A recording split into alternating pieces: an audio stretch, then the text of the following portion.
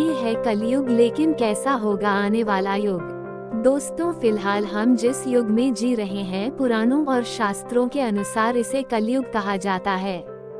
कलयुग से पहले भी 3 युग बीत चुके हैं, जिसमें है त्रेता युग, द्वापर युग और सतयुग। त्रेता युग का भी अंत हुआ था और सतयुग का भी। हम पुराणों की माने तो कलयुग का भी अंत एक न एक दिन जरूर होगा। लेकिन अब हमारे सामने ये प्रश्न उठता है कि आखिर कैसा होगा कलयुग के बाद का युग। कलयुग से जुड़ी वो कौन सी बातें हैं जो भगवान श्री कृष्ण ने महाभारत काल के समय में ही 5 पांडवों को बता दी थी। इसके साथ ही भगवान श्री कृष्ण ने पांडवों को कलयुग के इंसानों से जुड़े कुछ ऐसे रहस्य भी बताए थे जिनको सुनने के बाद आप दांतों तले अपनी उंगली दबा लेंगे। अगर आप भी इन रहस्यों के बारे में जानना चाहते हैं तो हमारी आज की ये वीडियो बिना स्किप किए हुए अंत तक देखते रहिए और वीडियो को लाइक और चैनल को सब्सक्राइब करना ना भूलें। आपका ज्यादा समय ना लेते हुए वीडियो की शुरुआत करते हैं। दोस्तों, जुए में सब कुछ हारने के बाद जब पांडव में वन में जा रहे थे, तभी पांडवों ने भगवान श्री कृष्ण से पूछा, हे माधव, हमने तो ऐसा कोई बड़ा पाप नहीं किया, फिर भी हमें इतना बड़ा दंड क्यों मिला। तब श्री कृष्ण ने कहा, प्रिय पांडवों, द्वापर अपने अंतिम चरण पर है। ये सब जो भी हो रहा है वह आने वाले कलयुग का प्रभाव है। इस पर युधिष्ठिर ने आश्चर्य से भगवान श्री कृष्ण से पूछा कि हे वासुदेव, कलयुग तो अभी आया भी नहीं है और उसका इतना भयंकर परिणाम अभी से ही क्यों? जब कलयुग आरंभ हो जाएगा तो क्या होगा?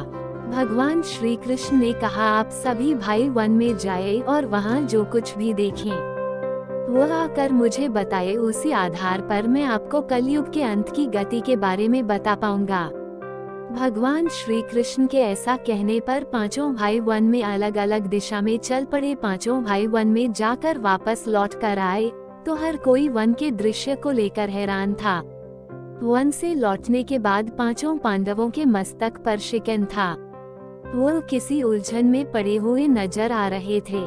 अब ये सब देखकर भगवान श्री कृष्ण ने कहा, हे प्रिय पांडव, आप सभी किसी सोच विचार में मग्न हैं। मुझे बताएं, अगर संभव होगा तो मैं आपको उसका समाधान अवश्य दूंगा। तो दोस्तों, छोटा होने के नाते सबसे पहले सहदेव ने भगवान श्री कृष्ण से पूछा, हे माधव, जब मैं वन में भ्रमण कर रहा था तब मैंने देखा कि जंगल में 7 कुआं खोदे हुए थे और आसपास के कुओं में पानी है, किंतु बीच का कुआं खाली है। बीच का कुआं गहरा है फिर भी पानी नहीं है, ऐसा कैसे हो सकता है और इसका अर्थ क्या है, वो मुझे आप बताइए। इस पर भगवान श्री कृष्ण बोले, कलयुग में धनी लोग लड़का लड़की के विवाह में, छोटे बड़े उत्सवों में, सत्ता के लालच में बहुत ज्यादा पैसे खर्च कर देंगे, किंतु अगर किसी भूखे को देखेंगे तो उनकी सहायता करने में भी किसी व्यक्ति को कोई रुचि नहीं होगी। उनका अपना ही सगा भूख से मरेगा, फिर भी लोग उसे देखते रहेंगे। दूसरी ओर मौज मस्ती, मदिरापान, मांस खाना, सुंदरता, यौवन और व्यसन में पैसे उड़ाते रहेंगे, किंतु किसी के 2 आंसू पोंछने में किसी को भी कोई दिलचस्पी नहीं होगी। कहने का तात्पर्य यह है कि कलयुग में अन्न के भंडार होंगे लेकिन लोग भूख से मर जाएंगे।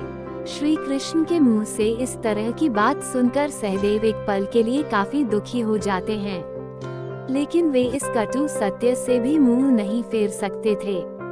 इसके बाद भीम की उत्सुकता कलयुग के बारे में जानने के लिए काफी ज्यादा बढ़ जाती है। भीम उनसे पूछते हैं कि हे कृष्ण, मैंने वन में देखा कि एक गाय अपने बछड़े को इतना अधिक चाट रही थी कि उसके शरीर से खून निकलना शुरू हो जाता है, ऐसा क्यों? इस पर श्री कृष्ण कहते हैं, भीम, जैसा कि तुमने देखा, एक गाय अपने बछड़े को इतना अधिक चाट जाती है कि उसके शरीर से रक्त निकलना शुरू हो जाता है। इस तरह कलयुग में भी माँ बाप अपने संतान पर इतना अधिक प्यार लुटा आएंगे कि उसका कभी विकास नहीं हो पाएगा। कलयुग में माँ की ममता अपने बेटे को इस कदर मोहमाया में बांधकर रख देगी कि उसका पूरा जीवन नष्ट हो जाएगा। अगर किसी का बेटा अपना घर बार छोड़कर साधु बनेगा तो लाखों लोग उसके दर्शन करने के लिए जाएंगे, लेकिन जब अपना बेटा ही घर बार छोड़कर सन्यासी बन जाएगा तो वह बहुत ज्यादा रोएंगे, विलाप करेंगे कि हमारा बेटा गलत रास्ते पर चला गया। भगवान श्री कृष्ण जीवन की वास्तविकता को बताते हुए कहते हैं कि मनुष्य को समझना होगा कि तुम्हारे पुत्र तुम्हारी अमानत नहीं है, बल्कि तुम्हारी पत्नी के वधू की है और पुत्रियां उनके पतियों की। तुम्हारा शरीर मृत्यु की अमानत है और आत्मा परमात्मा की अमानत है। भीम के बाद अर्जुन ने कहा कि हे माधव, मैंने जो देखा वह तो इससे भी कहीं ज्यादा आश्चर्यजनक था। मैंने देखा कि एक पंछी के पंखों पर वेद की रचनाएं लिखी हुई थी और वह पंछी एक मुर्ग का मांस खा रहा था। इसका अर्थ क्या है, इसके बारे में मुझे बताइए। इस पर भगवान श्री कृष्ण ने मुस्कुराते हुए कहा कि कलयुग में ऐसे लोग होंगे जो बड़े ज्ञानी और ध्यानी कहलाएंगे। वे ज्ञान की चर्चा तो करेंगे लेकिन उनके आचरण एकदम राक्षसी होंगे। बड़े पंडित एवं विद्वान वे लोग कहलाएंगे। वे ये देखते रहेंगे कि कौन सा मनुष्य मर जाए और हमारे नाम अपनी संपत्ति कर जाए, चाहे कितने भी बड़े लोग हो, किंतु उनकी दृष्टि दूसरे के धन और पद के ऊपर ही रहेगी। और सत्पुरुष तो बहुत ही कम आपको कलयुग में देखने को मिलेंगे। कलयुग में इंसान मेहनत से धन अर्जित करने की बजाय दूसरों के घरों में चोरी करना और दूसरों की संपत्ति पर जबरदस्ती कब्जा करने वाला होगा। अर्जुन के बाद अपनी जिज्ञासा को शांत करने के लिए नकुल ने श्री कृष्ण से पूछा, हे भगवान, आप मेरी जिज्ञासा को शांत करें। मैंने देखा कि एक बहुत बड़ा चट्टान पर्वत से गिरा और उसके बाद बड़े से बड़े वृक्ष भी उसे नहीं रोक पाए, किंतु एक अत्यंत छोटे से पौधे का स्पर्श पाते ही वह चट्टान एक जगह पर स्थिर हो गई। ऐसा आखिर क्यों? इस पर श्री कृष्ण कहते हैं कि इसका अर्थ है कि कलयुग में मनुष्य की बुद्धि क्षीण हो जाएगी और उसका जीवन पतन हो जाएगा। लेकिन हरि नाम के छोटे से पौधे से मनुष्य के जीवन का पतन रुक जाएगा। अतः कलयुग में हरि नाम ही मोक्ष और मुक्ति का एकमात्र मार्ग होगा। चारों भाइयों के प्रश्नों का उत्तर जानने के बाद अब बारी आती है युधिष्ठिर के प्रश्न की। तो भगवान श्री कृष्ण ने मुस्कुराते हुए कहा, हे युधिष्ठिर, अब तुम बताओ, तुमने वन में क्या देखा? तब युधिष्ठिर ने बताया कि है योगेश्वर, मैंने एक 2 सूंड वाले गज को देखा। इसका अर्थ क्या है, मुझे इस पर अपने विचार बताएं और इसका अर्थ मुझे अच्छे से समझाएं। तब भगवान श्री कृष्ण ने कहा कि इसका अर्थ यह है कि कलयुग में ऐसे लोगों का राज होगा जो दोनों ओर से शोषण करेंगे, बोलेंगे कुछ और करेंगे कुछ और, मन में कुछ और काम कुछ और तरीके के होंगे। ऐसे ही लोगों का राज होगा। ये लोग दूसरों का शोषण करने का भी एक भी मौका अपने हाथ से नहीं जाने देंगे और केवल अपने हित के बारे में ही ये हमेशा सोचते रहेंगे। श्री कृष्ण से अपने प्रश्नों का उत्तर जानकर सभी पांडव हैरान थे और कलयुग में इंसानों की स्थिति को देखकर काफी ज्यादा निराश भी थे। तभी युधिष्ठिर ने हाथ जोड़कर श्री कृष्ण से पूछा, हे माधव, आपने ये तो बता दिया कि आने वाला युग कैसा होगा, लेकिन आप हमें ये भी बताएं कि आखिरकार इस युग यानी कि कलयुग का अंत कैसा होगा। तब श्री कृष्ण कहते हैं कि कलयुग के अंत में मनुष्य की आयु मात्र 12 वर्ष की रह जाएगी। लोग दुर्बल, काम, क्रोध, लोभ तथा बुढ़ापे और शोक से ग्रस्त होंगे। उस समय रोगों के कारण इंद्रियां क्षीण हो जाएंगी। इस दौरान लोगों में दुर्भावना बढ़ेगी।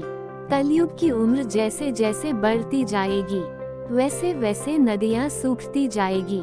बेईमानी और अन्याय से धन कमाने वाले लोगों में बढ़ोतरी होने लगेगी। इतना ही नहीं, धन के लोभ में मनुष्य किसी की हत्या करने में भी संकोच नहीं करेगा। मनुष्य गूढ़, नास्तिक और पशु बुद्धि वाले बन जाएंगे। संतान माता पिता से द्वेष रखेंगी। लोग पूजा पाठ, व्रत, उपवास और सभी धार्मिक काम करना बंद कर देंगे। गाय दूध देना बंद कर देगी। मानवता नष्ट हो जाएगी। लड़कियां बिल्कुल भी सुरक्षित नहीं रहेंगी। उनका अपने ही घर में शोषण होगा। अपने ही घर के लोग उनके साथ भी व्यभिचार करेंगे। बाप बेटी, भाई बहन, कोई रिश्ते नहीं रह जाएंगे। एक भाई दूसरे भाई का शत्रु बन जाएगा। शादी जैसा पवित्र रिश्ता एकमात्र व्यापार बनकर रह जाएगा। शादी जैसे पवित्र रिश्ते में भी खटास आने लगेगी। किसी भी व्यक्ति की शादीशुदा जिंदगी ठीक से नहीं चलेगी। पति पत्नी एक दूसरे से बेवफाई करने लगेंगे। पति पत्नी एक दूसरे को धोखा देंगे। कलयुग के अंत के समय में समाज हिंसक हो जाएगा। जो लोग बलवान होंगे उनका ही केवल राज चलेगा, और जब आतंक अपने चरम सीमा पर होगा तो मैं स्वयं कल की अवतार लेकर पृथ्वी से समस्त अधर्मियों का नाश कर दूंगा। फिर से धरती पर धर्म का बोलबाला होगा। मनुष्य भौतिक सुख की जगह मानसिक सुख पर बल देगा। मनुष्य में एक दूसरे के लिए नफरत की कोई जगह नहीं होगी। चारों ओर प्यार ही प्यार होगा। मानवता की पुनः स्थापना होगी और मन को परम ज्ञान की प्राप्ति होगी। लेकिन सतयुग आने में अभी काफी लंबा समय है, तो क्यों न हम लोगों में से सभी लोग अपने धर्म और कर्म से सतयुग की तरह जीने का काम करें। धर्म ग्रंथ भी कहते हैं कि कलयुग में भी जो लोग धर्म और कर्म पर विश्वास करेंगे उन्हें सतयुग की तरह ही सुख की प्राप्ति होगी। अपने कर्मों पर ध्यान दीजिए और उस हर एक कर्म को सुधारिए जो आपको पाप का भागीदार बना सकता है। अच्छे कर्म करने पर विचार कीजिए। इसलिए अपने जीवन को सुखी बनाने के लिए आज से हरि का नाम जपना शुरू कर दें। तो दोस्तों, फिलहाल इस वीडियो में इतना ही। उम्मीद करते हैं कि आपको हमारा यह वीडियो पसंद आया होगा। यदि आपको वीडियो पसंद आया है तो इस वीडियो को लाइक करें और कमेंट्स में जय श्री कृष्णा लिखें। इसी तरह के इंटरेस्टिंग और अमेजिंग वीडियो देखते रहने के लिए चैनल को सब्सक्राइब अवश्य करें। धन्यवाद।